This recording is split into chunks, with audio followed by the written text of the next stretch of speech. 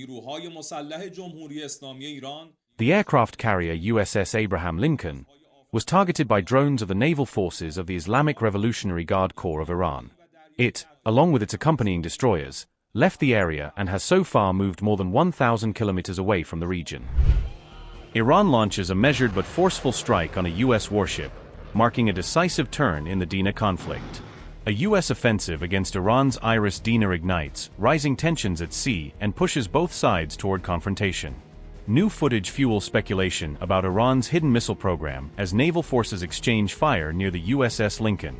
After reports of the USS Lincoln's withdrawal, Iran tests a longer-range coastal missile, expanding its reach across open waters. On March 6, Iran's navy followed through on its vow of revenge, launching a coast-to-sea missile toward the USS Abraham Lincoln. The strike was seen as a bold response to recent U.S. actions, reaffirming Tehran's intent to retaliate on its own terms. Iranian media outlets reported the incident, quoting the Army's public relations office as the official source. The statement framed the launch as a measured defensive act, coordinated and executed under direct military command.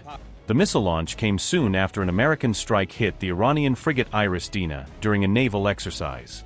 The escalation further strained already fragile relations between Tehran and Washington. What began as a training mission for naval cadets quickly turned into a moment of national shock after the U.S. strike on the Dena. The attack left visible damage and sparked widespread anger across Iran. Tehran condemned the strike in strong terms, calling it a cowardly assault on young naval trainees. Officials described it as an unjust act that violated military conduct and provoked national outrage.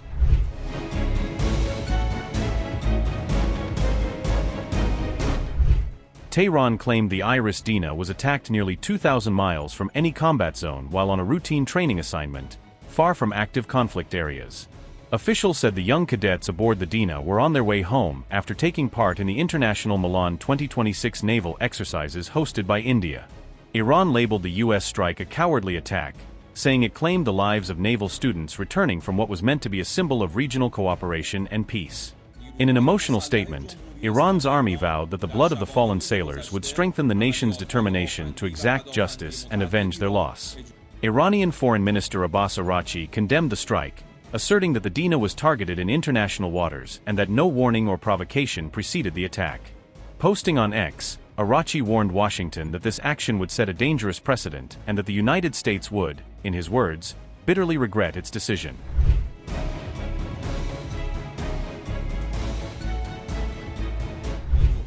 Earlier reports from Tehran claimed that IRGC naval drones had launched an operation against the USS Abraham Lincoln in the Sea of Oman, marking a direct challenge to U.S. naval presence in the region. According to Iranian officials, the American carrier was intercepted roughly 340 kilometers from Iran's maritime boundary amid an increased U.S. military buildup nearby. Following the drone strikes, Tehran asserted that the Abraham Lincoln carrier group pulled back over 1,000 kilometers, viewing it as a strategic success and a deterrent signal. Mer News reported that on March 1st, Iran targeted the same U.S. carrier with 4 ballistic missiles, escalating the confrontation to a new level of intensity.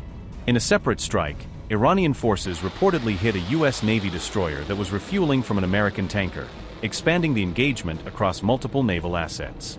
The IRGC confirmed that the operations involved Ghadr 380 and Talaya-class missiles, emphasizing their precision and framing the strikes as calculated responses to U.S. provocations. The Air Force and Navy of the Army of the Islamic Republic of Iran launched kamikaze drones toward the occupied territories, targeting the Ramat David Air Base and the Mehran radar site in the occupied lands.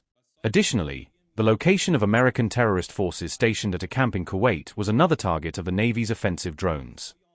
The Army's ground force, continuing its operations against American terrorists stationed in Iraqi Kurdistan, targeted their headquarters in Erbil with its drones. Meanwhile, the Aerospace Force of the Islamic Revolutionary Guard Corps, in the 19th wave of Operation True Promise 4 with the code phrase Hassan ibn Ali, launched Khorramshahr ballistic missiles equipped with heavy warheads toward Ben Gurion Airport. The ground force of the Islamic Revolutionary Guard Corps, during the 19th wave of the operation, also targeted the positions where American terrorist forces were stationed in the Kurdistan region of Iraq by launching kamikaze drones.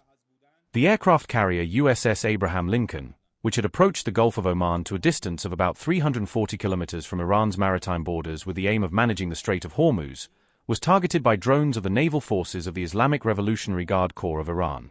It, along with its accompanying destroyers, left the area and has so far moved more than 1,000 kilometers away from the region. The air defense units of the Army and the IRGC, operating under the command of the Qatam Al-Anbiya Joint Air Defense Headquarters, announced that this morning, Thursday the 14th of Esfand, they intercepted and destroyed one F-15E fighter jet and a total of 4 advanced reconnaissance combat drones, Hermes 900 MQ-9, in the skies over the western, southwestern, and southern regions of our country. These shootdowns have brought the total number of enemy drones down by our country's armed forces to more than 75. Overall, including the 20th wave of Operation True Promise 4, more than 2,000 drones and over 600 missiles have been launched against U.S. positions in the region and Zionist targets in the occupied territories, and further attacks against the enemies of our country are still continuing. The constant sound of sirens and the prolonged confinement of residents in shelters in the occupied territories over the past 100 hours of war demonstrate the sustained and managed pace of Iranian projectile launches as part of a severe retaliation against terrorist criminals. The cowardly military forces and equipment of the Zionist regime have hidden among civilian and public layers, but the detection and strikes against the aggressors continue, and in the coming days the intensity and scope of the attacks will increase. The United States had positioned the Abraham Lincoln carrier group in the region ahead of a joint series of operations with Israel, signaling a coordinated expansion of military pressure on Iran. In response, Iranian forces launched a massive barrage of ballistic missiles and attack drones targeting multiple locations across the Middle East, marking one of the largest retaliatory operations to date. The IRGC stated that its counterstrikes were directed at American outposts and installations within the occupied territories, describing them as legitimate military targets. As part of its ongoing campaign, Iran confirmed that the 24th wave of Operation True Promise 4 was launched on March 6, continuing its strategic campaign of retaliation. According to an official IRGC statement, all missiles fired during the March 6 strike successfully reached and impacted their intended targets with high accuracy. The IRGC highlighted the use of its latest generation of missile systems, suggesting that the recent waves served as both retaliation and a demonstration of advancing capabilities.